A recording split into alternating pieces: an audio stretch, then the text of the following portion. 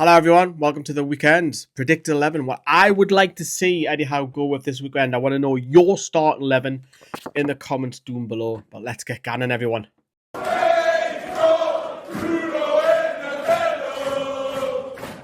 hope you all have a mint weekend, everyone. Welcome to the channel. If you're new around here, you don't know what to do.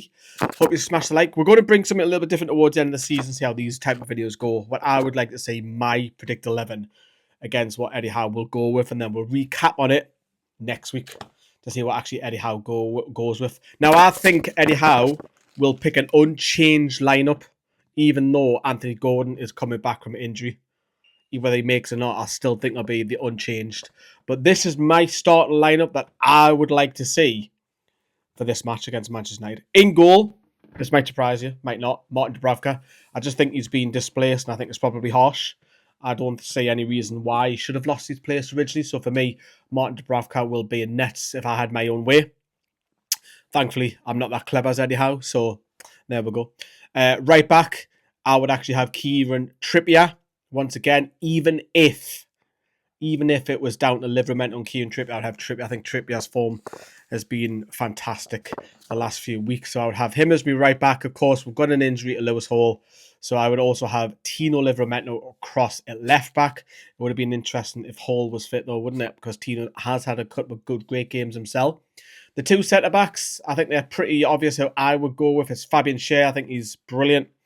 Has had a good turn in form the last 6-7 games. And then alongside him, Dan Burn. Even if Ben Botman was back, it'll still be Dan Burn for me. Dan Burn's probably been Newcastle's one of the best Newcastle players this season.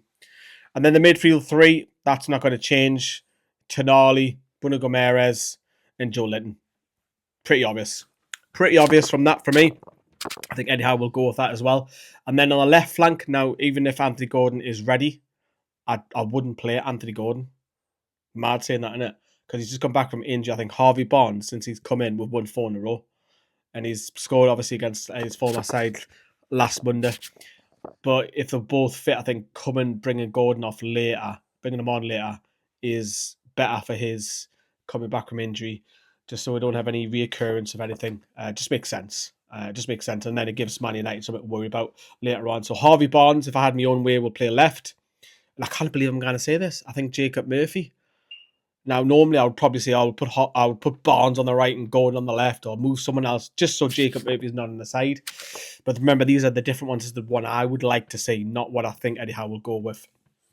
Jacob Murphy, fair play. We talked about it outside of the King Power main Sam the other night. We were saying that we've got to give credit, and I think his goal involvement is something like 18 or something now this season, which is just mental. It's incredible, his turn of form, and he can't be that far off an England call-up, at least getting looked into.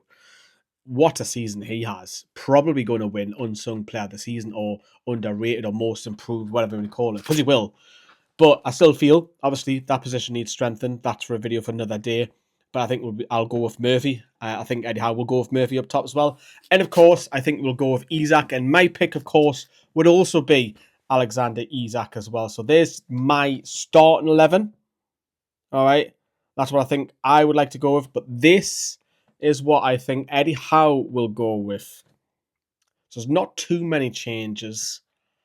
One, effectively. I think that's what it'll be, consuming everybody who is available. That'll be mine.